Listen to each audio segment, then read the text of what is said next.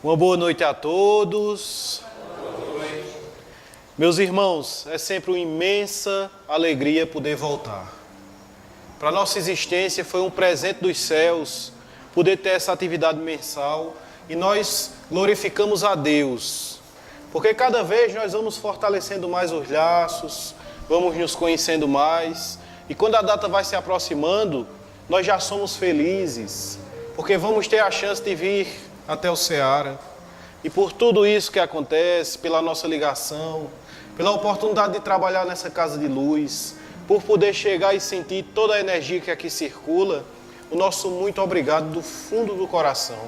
Nós sempre vamos iniciar agradecendo, porque é muito bom estar aqui. E esse mês, nós estamos trabalhando o tema Candidatos ao Reino. Porque qual de nós, meus irmãos, qual criatura caminha aqui na terra e não deseja habitar o reino dos céus? Qual de nós não é candidato a esse reino de alegrias imensas, de convivências sublimes, de conhecimentos verdadeiros sobre o que é o verdadeiro amor? Qual de nós não é candidato a esse reino, onde poderemos nos aproximar cada vez mais de Jesus? Quem não deseja sentir a alegria de estar perto dele?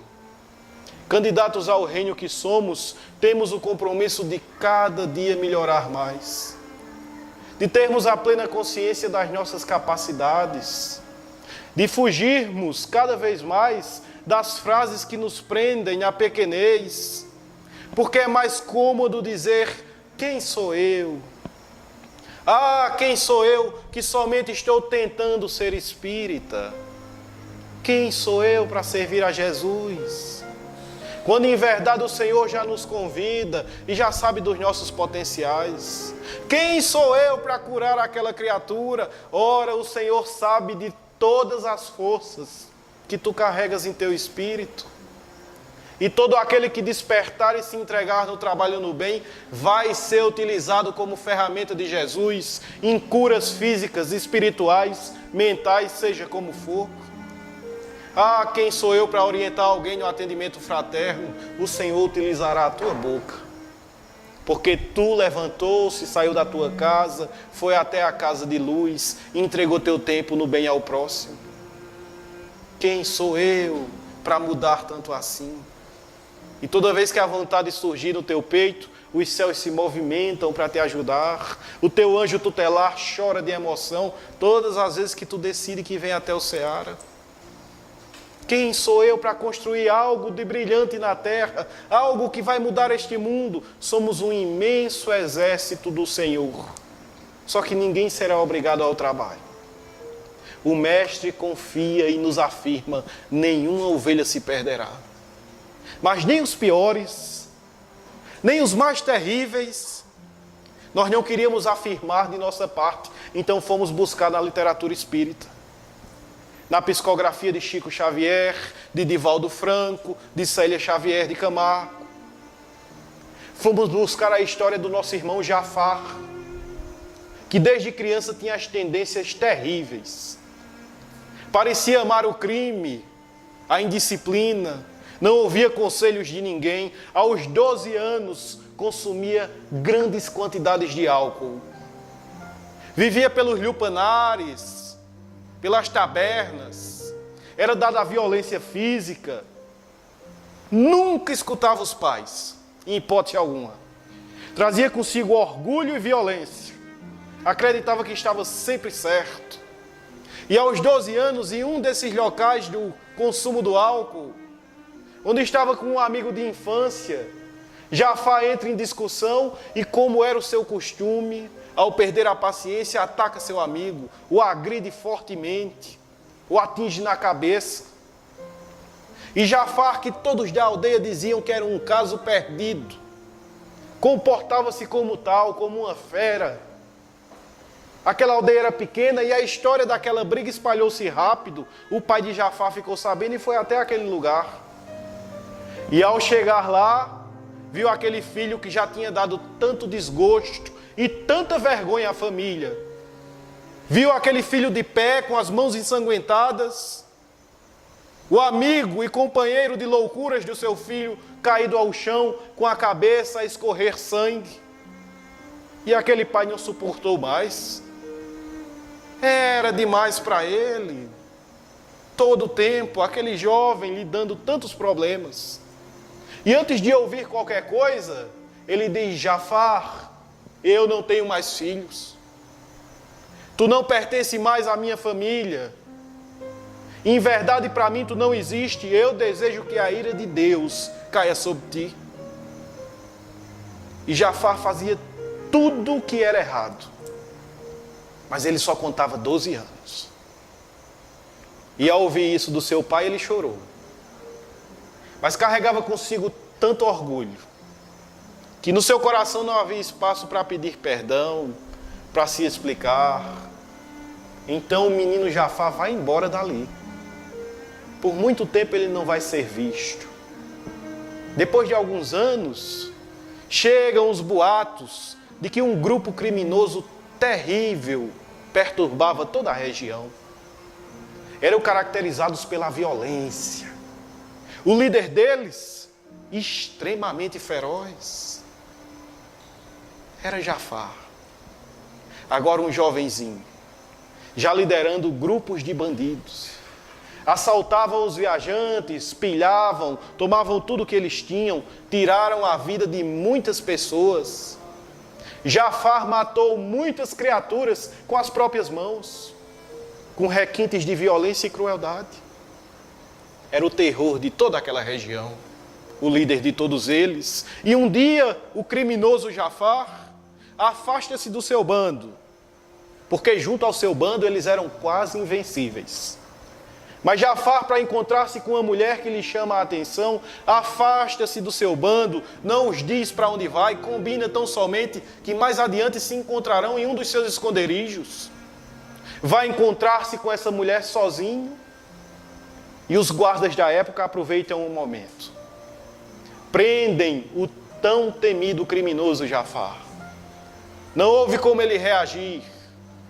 Ele é preso pelos guardas, levado à prisão, e ao entrar naquela cela, Jafar comporta-se como um animal feroz. Soca as paredes, urra, grita impropérios. Mas depois de um certo tempo, ele percebe que não há como fugir. Pensa consigo mesmo: se o meu bando soubesse aonde eu estava, eles viriam me buscar, porque ninguém pode conosco. Mas ninguém sabia do seu paradeiro. Ele viu que não havia como sair dali. E Jafar trazia consigo muita perversidade e muita astúcia. Então ele começa a mudar a estratégia. O homem que cuidava de Jafar era um carcereiro chamado Zelão. Tinha uma aparência assustadora e um coração enorme. Era um bom homem. E aos poucos, Jafar começa a se aproximar dele. Fala manso, demonstra uma falsa simpatia e amizade. Começa a falar sobre sua própria vida e se coloca como vítima em todas as circunstâncias. Pobrezinho de mim, que a vida me foi infeliz. Eu nunca quis fazer tudo isso, eu só estava sobrevivendo. E Zelão vai se envolvendo com aquelas palavras. Jafar começa a tratá-lo como um amigo do coração, ganhando a confiança do carcereiro pouco a pouco. E depois que ele percebeu que Zelão estava envolvido com suas conversas, com seu falso sentimento, ele começa a se vitimizar cada vez mais. E diz ao carcereiro: Zelão, aqui dentro o tempo não passa. Aqui dentro o tédio é enorme, eu não tenho o que fazer. Eu gostaria de fazer alguma coisa para que o tempo passasse mais rápido. E Zelão, sensibilizado com aquele pobre homem, vítima da vida, diz a ele: o que tu queres, Jafar? O que tu desejas? Ah, meu irmão, se nós pudéssemos jogar juntos dados, uma pequena diversão que fosse, se tu pudesse abrir a porta da cela um pouco, um breve instante, para nós jogarmos. E Zelão responde: Jafar, eu não posso fazer isso. Mas se tu me prometeres que não vais fugir, eu abro um pouco e isso será segredo nosso. Jogamos e depois tu retorna. E no olhar de Jafar um brilho estranho, como uma fera espreitando a presa. E ele diz: ah, meu irmão, de certo que sim. Jogaremos um pouco e te digo mais. Quando eu sair daqui um dia, te gratificarei abundantemente, porque sou muito rico. Tu não vais se arrepender, irei te dar mais dinheiro do que tu ganharias em toda a tua vida trabalhando nesse local infecto. E Zelão acredita. E abre a cela para eles jogarem dados. E no primeiro ou segundo passo em liberdade, Jafar lhe acerta a cabeça com toda a força, com toda a violência. Zelão cai ao chão e era o momento de fugir. O bandido Jafar dispara, esgueira-se pelo meio do tempo. Sua vida agora era por fora das cidades, em estradas distantes, sempre se escondendo, sempre fugindo. Sua vida começa a perder um pouco o sentido. Tinha medo, era perseguido, tinha que esgueirar-se. Os anos vão passando e a existência de Jafar se resume a isso. E um certo dia ele caminhava em uma estrada um tanto quanto afastada e do outro lado vinham soldados romanos. Ele os reconheceu pela capa, pela armadura brilhante, pelos cavalos. E pensou consigo mesmo: eles vêm me prender. Sai da estrada, correndo, fugindo, e chega às margens do Rio Jordão. E ao chegar no Rio Jordão, ele percebe uma aglomeração de pessoas. Dentro do rio, uma figura estranha, magérrima, coberto com couro de animais, uma tira de couro amarrada na cintura. Parecia um profeta daquela época, dizendo àquelas pessoas: arrependei-vos. É chegado os tempos do reino dos céus.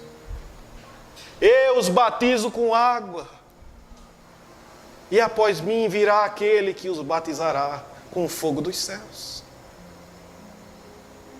Jafar observa aquela figura, entra no meio daqueles fiéis, fingindo também acreditar naquele homem. Era João Batista. Ele não sabia quem era. Entra na água como fosse ser batizado, não confessa seus pecados, deixa-se mergulhar nas águas, levanta-se e sente um estranho bem-estar, como há muitos anos não sentia. Começa a se retirar dali, sentindo-se protegido no meio do povo. E quando ele está se retirando daquelas águas, vê se aproximar um pequeno grupo. No meio daquele pequeno grupo, um homem diferente, com um semblante radiante. Um homem que emanava paz. Jafar nunca tinha visto alguém mais belo. A proximidade daquele homem começa a mexer com o seu coração. Jafar não entende bem o que está acontecendo. Quem seria aquele? Ele nunca mais esqueceria aquele semblante. Nunca mais. Aquele homem entra nas águas para ser batizado. E João Batista, que lá estava, diz: mas tu vens até mim? Eu que deveria ser batizado por ti, mestre. Jafar escuta tudo. E escuta aquele homem especial dizer: façamos assim, para que seja feita a justiça. E Jafar vê aquele homem ser mergulhado nas águas, erguer-se, olhar para todos que lá estavam. Algo especial aconteceu ali, mas ainda não era o momento de Jafar. Ele aproveita que a atenção de todos está naquele homem e vai embora. Segue fugindo e se escondendo. E depois de mais algum tempo, o bandido Jafar chega à região da Galileia. E ao aproximar-se daquela região, ele encontra mais uma vez um aglomerado de pessoas, e eram pessoas tão pobres. Eram criaturas tão humildes, que Jafar não teve medo. Aqui não tem nenhuma autoridade que possa me prender. Ele impressionou-se porque nunca tinha visto tantos sofredores juntos, tantos doentes, aleijados, cegos, leprosos. Jafar senta no meio daquele povo e começa a aguardar o que iria acontecer. E não demorou muito, meus irmãos, para diante daquelas pessoas surgir aquele homem especial. Aquele que Jafar vira ser batizado por João Batista.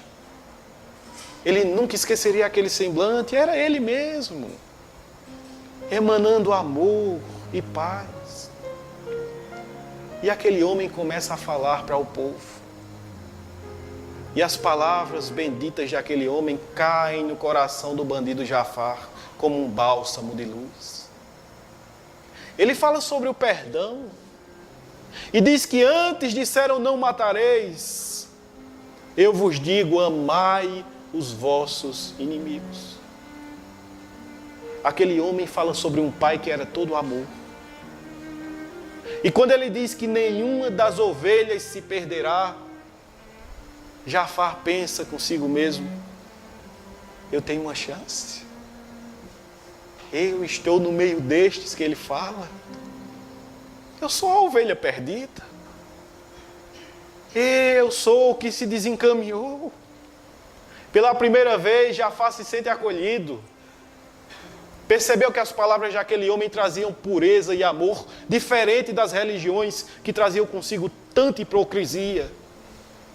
Jafar se revoltava porque outros criminosos que tinham influências sociais eram aceitos no templo, ele não. Mas aquele homem era diferente. Aquele galileu dizia que todos tinham espaço no reino dos céus. Desde que mudassem de conduta, desde que resolvessem exercer o amor. E Jafar é tocado no seu coração, mas ainda era ele, Jafar. As mudanças não são como mágica, como milagres, são construídas pouco a pouco. Eis a verdade dos céus surgindo. Então ele pensa, o que esse homem diz é revolucionário. Por muito menos eu vi pessoas serem mortas, presas. Ele vai incomodar muitas pessoas. Eu vou proteger esse profeta porque eu o amo. Quem se aproximar dele, se verá comigo. E Jafar se coloca a uma distância de segurança. Começa a acompanhar Jesus em todos os lugares, pronto para o combate, porque qualquer um que se aproximasse de forma ameaçadora, sentiria a espada de Jafar. Ele estava pronto para matar qualquer um por Jesus. Essa era a sua natureza. Resolver tudo com a violência. A construção, pouco a pouco. Só que enquanto ele aguardava o inimigo, ele escutava as palavras do Mestre. E não há como ouvir a Jesus e não se envolver com tudo aquilo. Ouvindo as palavras do Mestre, ele ia modificando o próprio coração. E aquele que, semelhante a um animal feroz, atacava sempre, foi tornando-se uma criatura mais pacata. Aos poucos ele começa a refletir no mal que já fez por toda a sua existência. Lembrar-se de suas vítimas. Ele começa a pensar sobre a necessidade de mudar. E quando o nosso Senhor e Salvador foi preso, Jafar não se perdoou, porque ele não estava por perto. Pensou consigo mesmo, se eu ainda tivesse o meu bando, eles não o prenderiam, porque ninguém podia conosco. Mas o bando dele, os que ainda estavam vivos, estavam presos. Jafar não era mais o mesmo homem. Ele pensou que não havia como reagir, porque os que prenderam ao Senhor eram muitos. Pensou em entregar a própria vida, para que libertassem a Jesus, mas depois refletiu, eles vão matar nós dois. Não adianta. E com muita dor e sofrimento, o bandido Jafar acompanhou Jesus carregando aquela cruz. Muitos dos apóstolos fugiram, Jafá estava bem perto. O criminoso, bem perto do nosso Salvador. E depois que Jesus chega ao fim daquela parte de sua existência, crucificado, o mundo de Jafá desaba. Ele sente-se sozinho mais uma vez, sem sentido para a sua existência. Ele volta para o álcool, entrega-se ao vício. 8 dias depois daquela triste fim de tarde, Jafá está caído no chão, embriagado, tentando beber até morrer. E um grupo de pessoas passa próximo a ele. E no meio daquele grupo, alguém comenta: soubeste do carpinteiro Galileu? Os seus seguidores dizem que ele voltou da morte. Estão falando que ele venceu a ignorância humana, que aquela cruz não conseguiu matá-lo. Era o bastante para Jafá. Ele usa de todas as suas forças para se levantar. Está tonto, ainda embriagado, vai até uma bica, molha a cabeça. Tenta retornar a si. Busca pessoas que falam sobre Jesus para saber se tudo era verdade. No seu íntimo ele já acreditava. Escuta uma mulher que todos diziam que fora prostituta no passado dizer que era verdade, que ela viu a Jesus, que ele retornou, que ele estava vivo. E Jafá pensa consigo mesmo: é preciso viver para testemunhar essa fé. É preciso testemunhar o Salvador. Ele veio mudar o mundo. Ele enche-se de forças e diz: agora eu vou servi-lo. Eu serei um dos seus servos. Lembra-se de tudo que ouviu Jesus falar e pensa consigo mesmo: eu preciso compensar todo o mal que fiz. Lembra-se que guardava em um dos seus esconderijos pequena fortuna e vai até lá, em uma gruta próxima ao Mar Morto. Pensa: com essa pequena fortuna compensarei os que roubei, saqueei. Mas depois de refletir melhor, ele pensa: mas como encontrá-los? Se eles eram viajantes, eu não sei para onde iam. Aprofunda-se mais nos seus pensamentos e diz: e os que eu matei? Como compensar tudo isso, se eu não sei nem onde eles estão? E Jafá vai perdendo suas forças, acreditando que não era digno de servir a Jesus.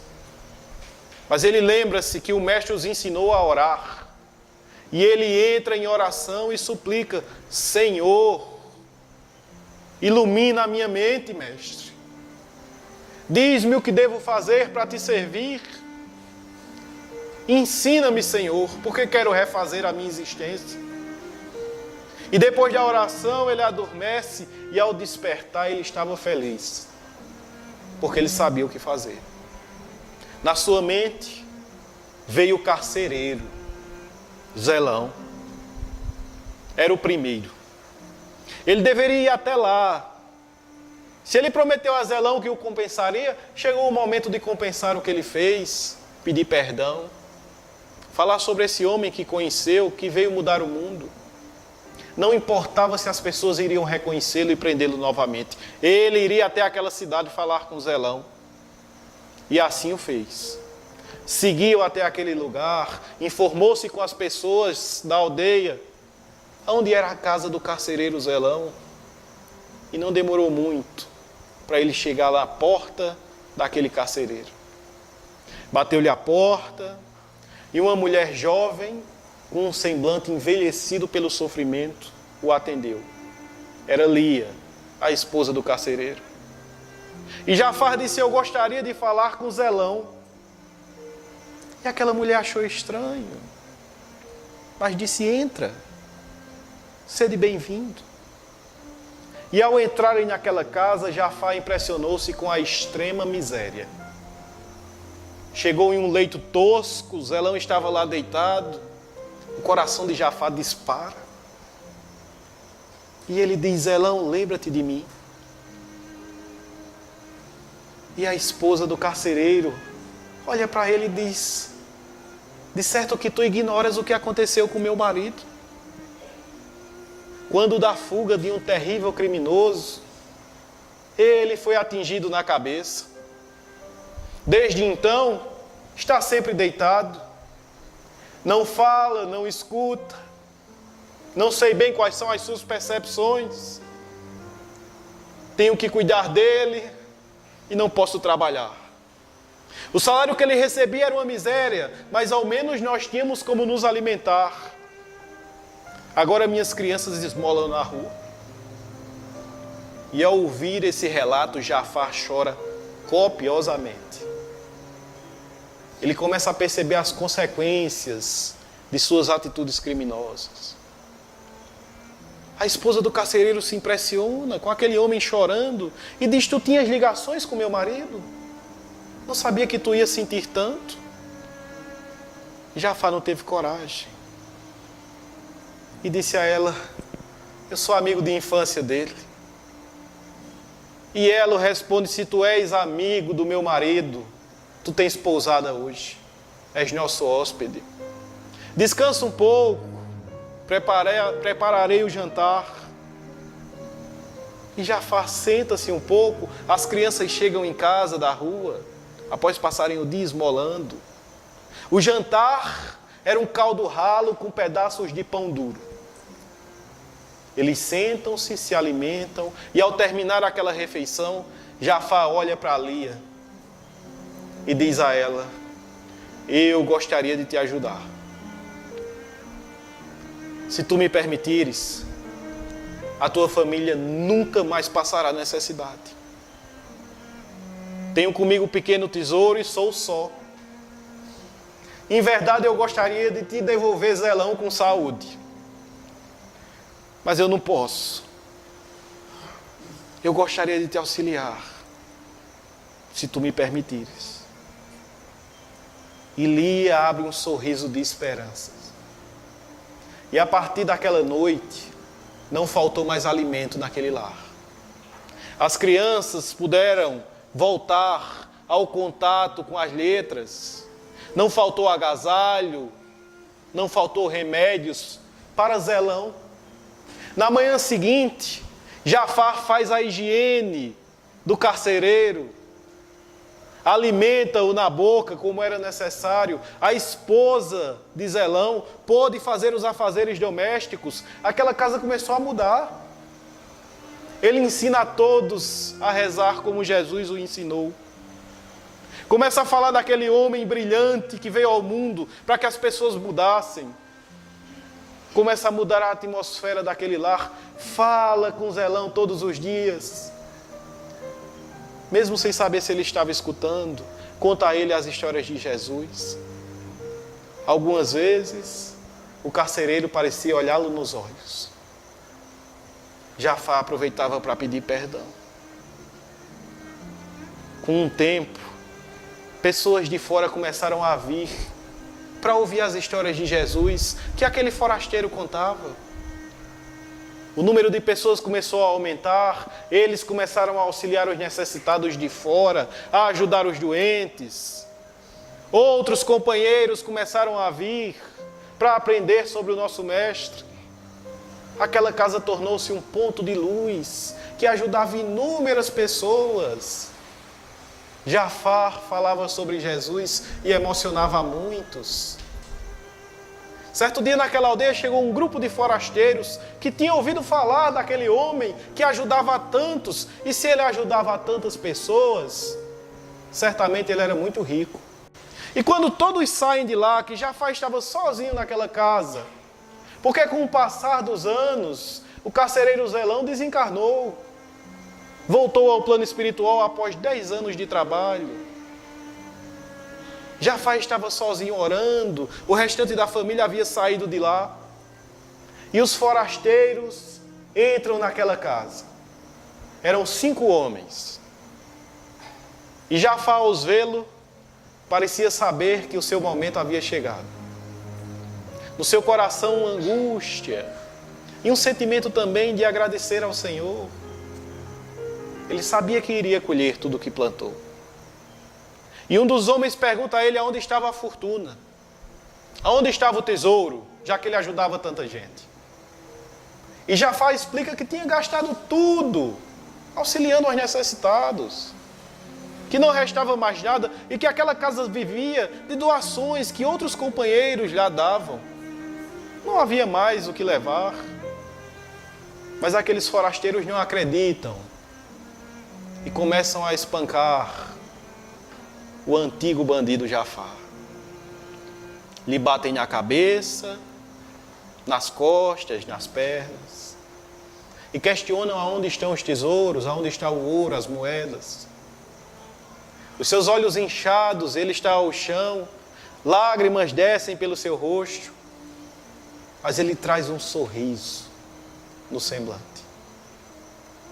Intimamente ele agradecia a Deus, que estava lhe permitindo pagar um pouco de suas enormes dívidas, colhendo o que plantou.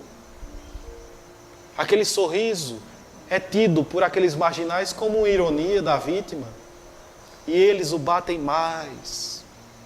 E o líder deles crava um punhal no peito de Jafar. E o bandido Jafar desperta no plano espiritual. E vê se aproximar dele as criaturas que ele ajudou durante todos aqueles anos, naquela casa que ele transformou num ponto de luz. Vê se aproximar dele o carcereiro Zelão, agora saudável do plano espiritual, sorrindo. E ao vê-lo, Jafar lhe diz: perdoa-me, Zelão. Eu estava louco, perdoa-me. E o carcereiro o abraça amorosamente. E diante daquele grupo abrem-se estradas floridas. Músicas celestes são escutadas no plano espiritual. E mais adiante, Jafar pôde ver o nosso Senhor e Salvador. Ainda mais belo do que quando caminhou na terra, ainda mais radiante, como que recebendo a todos eles, dizendo-os: vinde a mim, pois tive sede, me deste de beber, tive fome e me alimentaste, estive preso e me visitaste, vinde a mim, habitar o reino que esteve próximo a vocês, e pronto por todos os tempos, vinde a mim. E aquele grupo de criaturas, e no meio delas, o tão temido criminoso Jafar, aproximando-se de Jesus. E ao chegar mais perto dele, Jafar diz: mestre, eu te suplico, deixa-me voltar. Ele lembra-se de todos que ficaram na terra, lembra-se de todos que ele fez o mal, lembra-se do grupo que ele chefiou levando ao crime.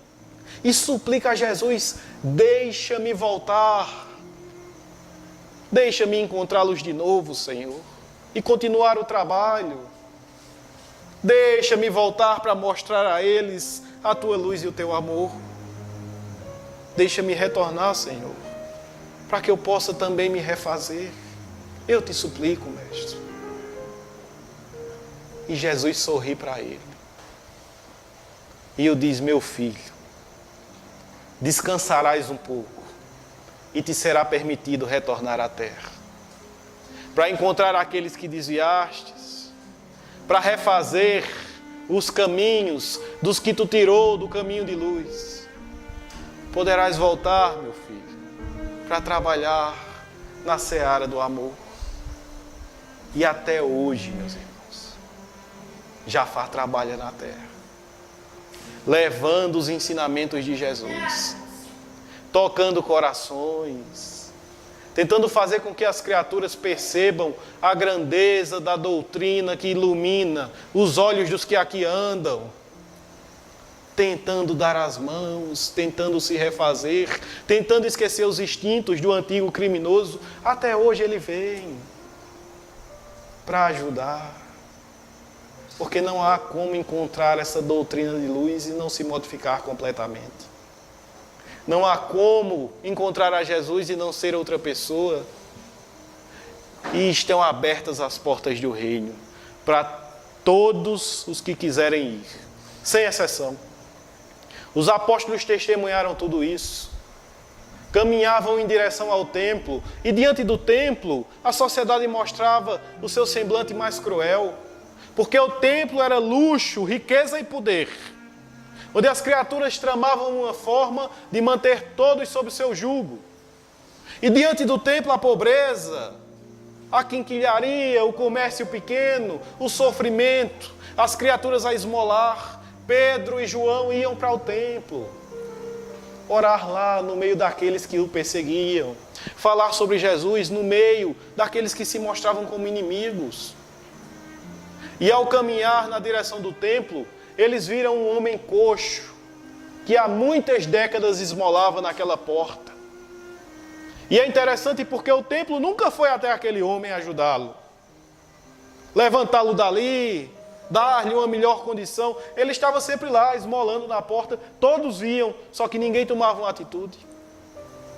Pedro e João iam até lá, e aquele homem pede uma esmola. E é relatado na psicografia de Divaldo Franco que ele esmolava olhando para o chão. E Pedro diz: olha para nós, olha nos nossos olhos, porque somos todos iguais, meus irmãos. Estamos todos caminhando aqui na terra, como filhos de Deus. E aquele pobre coxo, pedinte, olha para os apóstolos, achando que iria receber uma esmola. E o apóstolo Pedro diz: eu não tenho ouro nem prata, mas o que tenho, isso eu te dou. Levanta-te em nome de Jesus. E pega na mão daquele homem. E aquele que era coxo de nascença se levanta. Ergue-se para o espanto de todos. Canta, glorifica a Deus e começa a entrar com os apóstolos porta adentro do templo. E as reações eram as mais variadas. Alguns diziam: é blasfêmia, Satanás o curou. Outros diziam: é um milagre. Começa a aglomerar as pessoas ao redor deles. E Pedro conhecia os seus irmãos israelitas.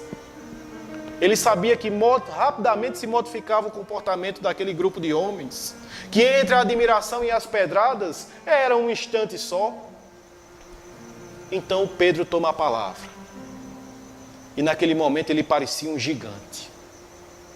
E diz àqueles homens: irmãos, varões israelitas, por que se espantais com este homem de pé? Se todos vós sabem que ele ergueu-se pelo poder de Jesus de Nazaré, por que se espantais? Olhando para nós como se nós o tivéssemos feito. Vocês o receberam e ele era o amor no mundo. Entregaram-no a Pilatos. E quando Pilatos teve o ímpeto de libertá-lo, vocês escolheram um homicida. Ele era o amor na terra. E vocês não o reconheceram. E agora, com doçura na voz, Pedro diz a todos eles: mas eu sei que o fizeram por ignorância. Você e os seus líderes, ainda há uma chance, meus irmãos.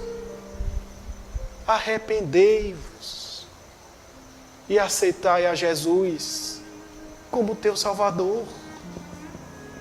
Aquele povo que havia tramado a morte do nosso Senhor tinha as portas abertas para serem recebidos no reino dos céus. Todos têm o direito de entrar. Todos são bem-vindos, meus irmãos, sem exceções.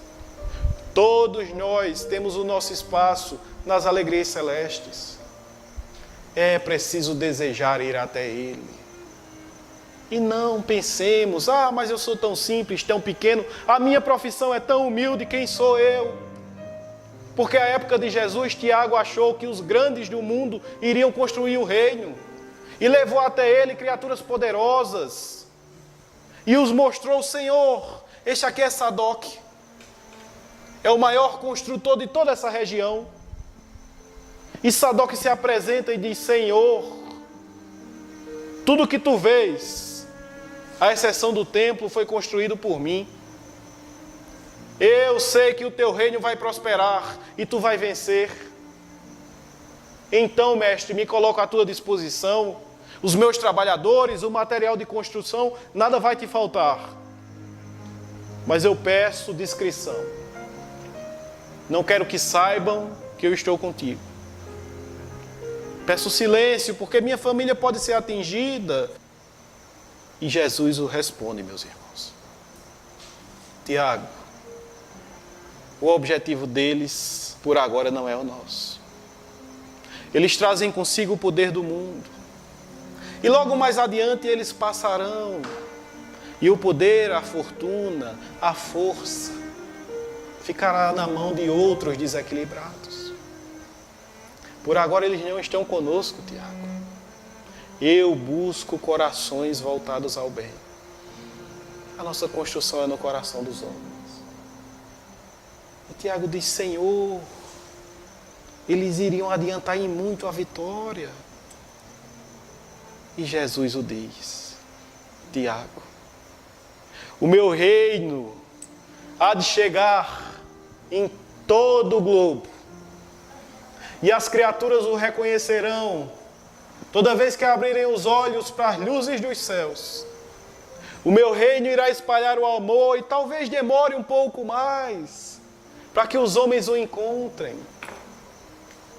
Mas o reino que trago ao mundo dispensa a argamassa do sangue dos irmãos, o poder do ouro, a força das influências sociais. O reino que trago ao mundo irá abraçar a todos os sofredores e tocar todos os corações, elevar as mentes, melhorar os padrões. O reino que trago ao mundo tocará as almas, modificará as criaturas, fará com que nós, sem exceções, despertemos para as luzes dos céus. O reino que eu trago, Tiago, está de portas abertas para todo aquele que verdadeiramente deseja mudar. O reino que Ele nos traz, meus irmãos, nos convida todos os dias a essa mudança. Que possamos dar esse passo, porta dentro desse reino, transformando nossas almas e sendo felizes com Ele, na atmosfera que o Cristo nos oferece para viver, na atmosfera do amor e da paz. E por todo o amor que sempre circula nesta casa de luz, pela ligação que tivemos em nossos corações, que eu espero nunca se desfazer, eu gostaria de agradecer. Suplicar ao nosso Senhor Jesus que com suas mãos benditas envolva todos os corações aqui presentes. E suplicar à nossa mãe Maria de Nazaré que com seu manto de estrelas envolva todas as famílias aqui representadas. Muito obrigado pela paciência de vocês, meus irmãos. Que o Senhor seja conosco hoje e sempre.